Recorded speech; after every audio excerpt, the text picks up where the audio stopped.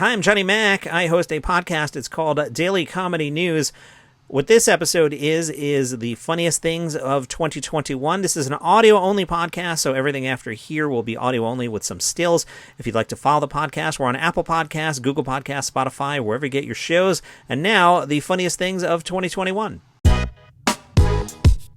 Johnny Mac with your Daily Comedy News. Today, my end of year 2021 best of funny things, comedy, comedians, specials, stuff. I mentioned earlier in the week, this year's comedy specials, I had a tougher time this year putting the list together than I did in 2020, full-blown pandemic.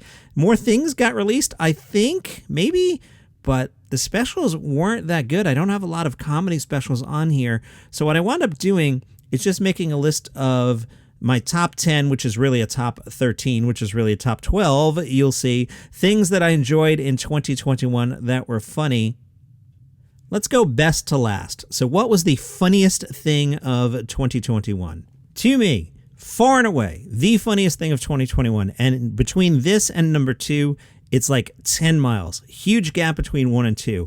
This thing had me rolling on the floor figuratively. I was on the couch, laughing very hard, in tears, sharing it on Instagram, telling all my friends, texting people, oh my God, you got to watch this. It was on Hulu.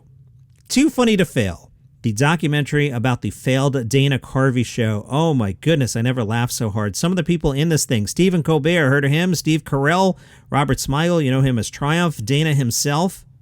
IndieWire wrote, when the film turns its focus to the run of the show itself, it introduces the fascinating layer of some unguarded feedback from ABC executives as the programming decision makers of the network follow the timeline from greenlighting the show to describing the final product they had no idea they were getting. You can track the repressed disdain as it slowly builds. Watching Colbert and Carell talk about the origins of waiters who were nauseated by food, or hearing some of Robert Smigel's inspiration for the ambiguously gay duo, is worth the runtime alone. You got to watch this thing, and there's a part in it, I don't want to totally give it away, but Stephen Colbert tells a story about a promo that aired on ABC. They show the promo running on ABC in context. Colbert can't even stop laughing to finish the story, and I was in stitches. Far and away the funniest thing I saw in 2021. Too Funny to Fail on Hulu. All right, I am interrupting my own podcast, and here's why. Today's December 26th. I didn't want to record a podcast on Christmas Day, so I recorded today early. You can understand that, but I recorded it early like 10 days ago, and then here's what happened. I went to watch TV the other night, and 2 of the best things of the year showed up on my television. Now, number 1 is still Dana Carvey, but these next 2 things have to be shoehorned between numbers 1 and 2 because the rest of the podcast is done. So let me assign these things numbers. This first thing is really good, but not as funny as Dana Carvey. So I'm going to say number 1.5 on my list, Being The Ricardos. I talked about it on the podcast during the week. I want to give this thing 4 Oscars. I think it's the best movie of the year, so I'll give it Best Picture. Javier Bardem as Desi Arnaz. J.K. Simmons as William Frawley. Awesome. I want to give him Best Supporting Actor. I want you to consider Aaliyah Shawkat. She plays one of the writers for Best Supporting Actress. And I want you to consider Nicole Kidman for Lucille Ball. I don't think Nicole will win it for this, but I thought she did a great job as Lucy. But Javier Bardem as Desi Arnaz, whew, on point. Being The Ricardos, loved every second of it. So that is my number 1.5 thing on the funniest things of 2021.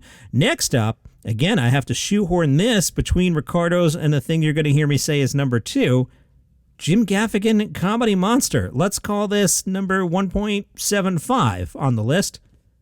I think it's Jim Gaffigan's best special. His opening, especially here this weekend as we're all freaking out about Omicron, so on point, so timely. I thought some of the religious stuff he did in the middle was really strong. Jim Gaffigan Comedy Monster. And I've talked about this on this podcast in the past, where I have this Emperor of Rome thing where I've heard so much comedy that I don't laugh. I just go, oh, that was really funny. That was great. Well, really great written.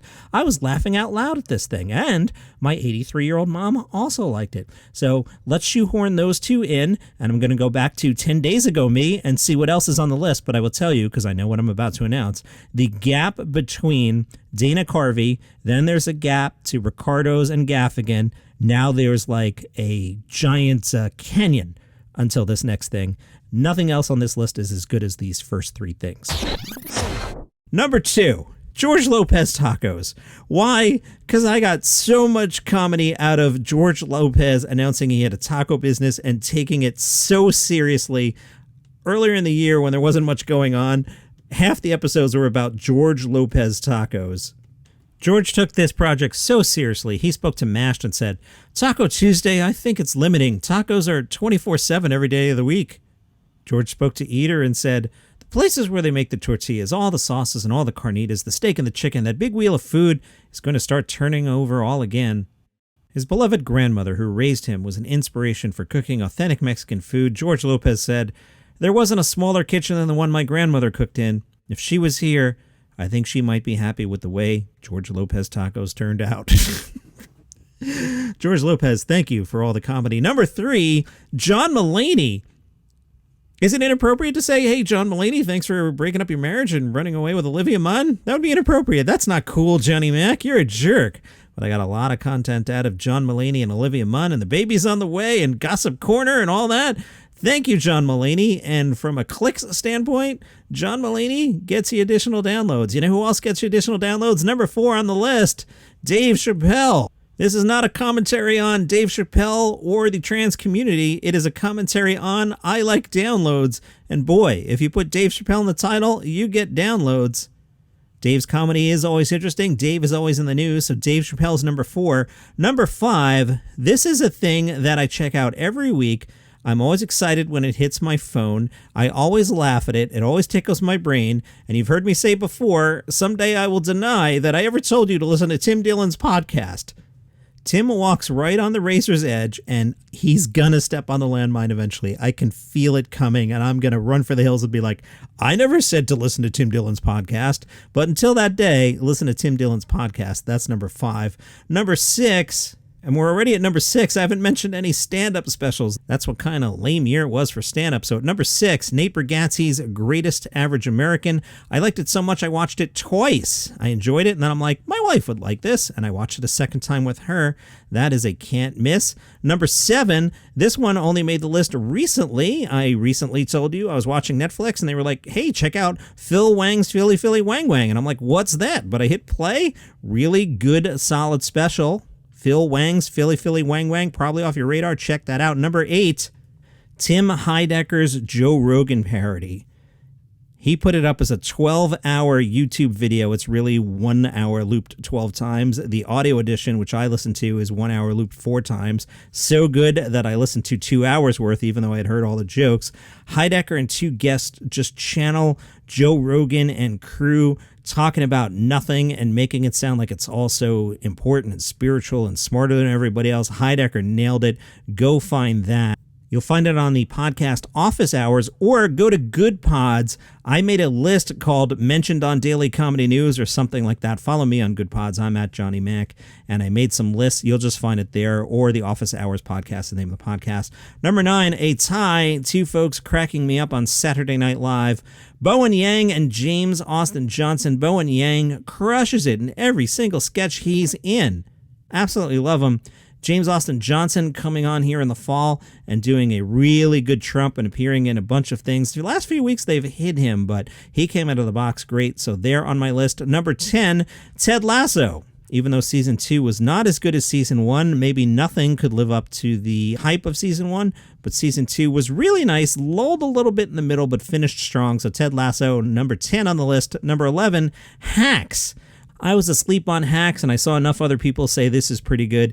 It is not at all the story of Joan Rivers, but might as well be, you know, with some fiction added on top. A Joan Rivers-esque comedian hires a younger writer. Hacks is fantastic. I was evangelizing for that and telling everyone to watch it. You should watch it. Number 12, What We Do in the Shadows had a really strong season. Always enjoy that. I always describe it to people as The Office, but vampires. And number 13... this is a hedge by me. Jimmy Carr's special that came out yesterday that I haven't seen yet because, believe me, I didn't record this episode on Christmas Day. What are you, crazy? I'm just going to guess that was pretty good. Jimmy Carr is always good. I'm excited for the special. Haven't actually seen it, but I'm adding it to my best of 21 list based on faith, Jimmy Carr. Jimmy Carr number 13. Don't forget there's a Facebook group, facebook.com, Daily Comedy News group. Follow the show on Pandora, Spotify, Apple Podcasts, Google Podcasts, wherever you get your pods. See you tomorrow.